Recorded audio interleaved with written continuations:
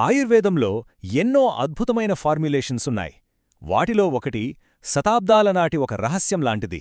దాని పేరే మహాలక్ష్మీ విలాసరసం. వినడానికే చాలా శక్తివంతంగా ఉంది కదూ. అసలిది కేవలం ఒక మందు మాత్రమేనా, లేక దాని వెనుక ఇంకా ఏమైనా ఉందా? తెలుసుకుందాం. ఈ ఫార్ములా గురించి వినిపించే మాటలు మామూలుగా లేవు. దీర్ఘాయువునిస్తుందని, అస్సలు నయంకాని రోగాలను కూడా నయం చేస్తుందనంటారు. నిజంగా అంత శక్తి దీనికుందా? అసలిది సంజీవనిలాంటిదా? సరే, ఈ ప్రశ్నలకు సమాధానాలు వెతుక్కుంటూ ముందుకు వెళ్దాం. సరే, ముందుగా దీని మూలాల్లోకి వెళ్దాం.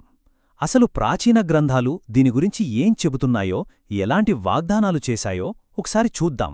ఇది చూడండి, ప్రాచీన గ్రంథాల్లోంచి నేరుగా తీసిన మాటలివి. క్షయ అంటే ట్యూబర్క్యులోసిస్, తీవ్రమైన మధుమేహం, ఇంకా మానని పుళ్ళు, వీటిని నయం చేస్తుండట. అంతేకాదు, ఆయుష్ను కూడా పెంచుతుందని చాలా స్పష్టంగా ఉంది. ఎంత పెద్ద మాట కదేది!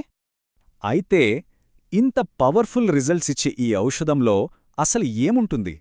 దీని తయారీలో వాడే పదార్థాలేంటి? ఈ ప్రశ్న మనల్ని ఈ ఫార్ములా గుండెకాయలాంటి విషయానికి తీసుకువస్తుంది.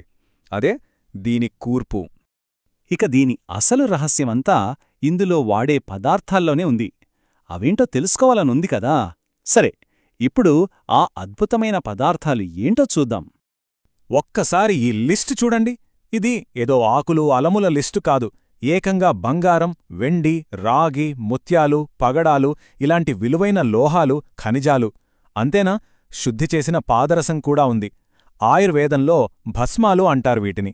ఈ 12 భస్మాల అద్భుతమైన కాంబినేషనే మహాలక్ష్మీ విలాసరసం. అయితే ఇక్కడ భస్మ అనే పదం చాలా ముఖ్యం. భస్మం అంటే ఏంటి? ఈ లోహాలని, ఖనిజాలని నేరుగా వాడేయరు.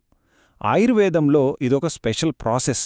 ఈ ప్రాసెస్ ద్వారా వాటిని బాగా శుద్ధి చేస్తారు. వాటిలో ఉండే విషగుణాలను తీసేసి మన శరీరం తేలిగ్గా తీసుకునేలా బూడిదలాంటి రూపంలోకి మారుస్తారన్నమాట. ఇదిగోండి, ఇది ఒరిజినల్ టెక్స్ట్. ఈ సమాచారమంతా ఎక్కడుంచో ఊహించి చెప్పింది కాదు. శతాబ్దాల క్రితం రాసిన గ్రంథాల్లో చాలా స్పష్టంగా ఉంది. దీని బట్టి అర్థం చేసుకోవచ్చు ఈ ఫార్ములాకి ఎంత చారిత్రక ప్రామాణికత ఉందో.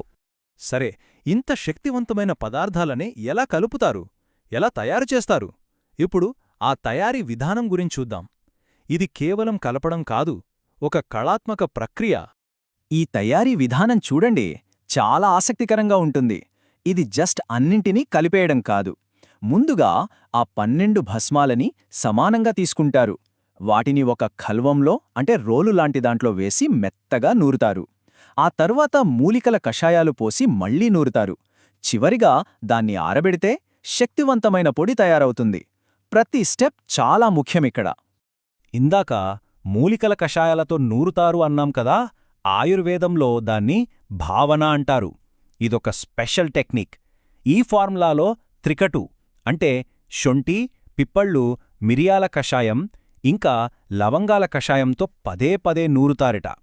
ఇలా చేయడం వల్లే దీని పవర్, దీని గుణాలు కొన్ని వందల రెట్లు పెరుగుతాయి. తయారీలో అసలైన సీక్రెట్ ఇదే. సరే, పదార్థాలు చూశాం, తయారీ విధానం చూశాం. మరి దీన్ని ఎలా వాడాలి? దీనివల్ల వచ్చే ఆ అద్భుతమైన ప్రయోజనాలేంటి? ఇప్పుడు ఆ వివరాల్లోకి వెళ్దాం. ఇంత పవర్ఫుల్ మెడిసిన్ కదా. డోస్ ఎంత తీసుకోవాలి? కేవలం 250 మిల్లీగ్రాములు అంటే చాలా చాలా తక్కువ. పాతకాలంలో చెప్పాలంటే 2 గురువింద గింజలంత బరువు అంతే. దీన్ని బట్టి అర్థమవుతుంది గదా, ఇక్కడ క్వాంటిటీ కాదు, క్వాలిటీ, దానిలోని శక్తే ముఖ్యం. అంతేకాదు, దీన్ని డైరెక్ట్గా తీసుకోరు. అనుపానం అని ఒకదాంతో కలిపి తీసుకుంటారు. అంటే ఔషధం బాగా పనిచేయడానికి సహాయపడే పదార్థం. ఈ కేసులో వ్యోషచూర్ణం అంటే త్రికటు పొడితో కలిపి వేసుకోవాలట. ఇది మందు ప్రభావాన్ని ఇంకా పెంచుతుంది. ఇక దీని ప్రయోజనాల లిస్టు చూస్తే నిజంగా ఆశ్చర్యపోతాం. రాజయక్షమ అంటే టీబీ, తీవ్రమైన ప్రమేహం అంటే డయాబెటీస్, అలాగే ఏళ్లుకు ఏళ్లుగా మానని పుళ్ళు, ఉబ్బసం, దగ్గు, ఇలాంటి ఎన్నో మొండి, దీర్ఘకాలిక వ్యాధులను ఇది నయం చేయగలదని గ్రంథాల్లో రాశారు. ఇది కేవలం రోగాలను తగ్గించడమే కాదు, ఒక రసాయనంలా పనిచేస్తుంది. రసాయనమంటే వయస్సును తగ్గించి శరీరాన్ని మళ్లీ యవ్వనంగా మార్చేది. లైంగిక శక్తి, ఫిజికల్ స్ట్రెంగ్త్, శరీరానికి పోషణ, ఇంకా చర్మానికి ఒక కొత్త మెరుపు, వీటన్నింటినీ ఇదిస్తోందని చాలా క్లియర్గా చెప్పారు. ఇక చివరిగా, ఇప్పటిదాకా మనం చూసిన ఈ విషయాలన్నింటినీ కలిపి ఒక్కసారి ఆలోచిద్దాం. బంగారం, పాదరసం లాంటి వాటిని మందుగా మార్చడం. వినడానికి ఇదేదో పురాతన ఆల్కిమీలా అనిపిస్తుంది కదా. కాని మరోవైపు చూస్తే శతాబ్దాలుగా ఇది ఎందరికో ఆరోగ్యాన్నిచ్చింది. మరి దీన్ని మనం ఒక పురాతన మూఢనమ్మకంగా కొట్టిపారేయాలా, లేక తరతరాలుగా వస్తున్న ఒక గొప్ప సైన్స్గా చూడాలా? ఆలోచించాల్సిన విషయమే.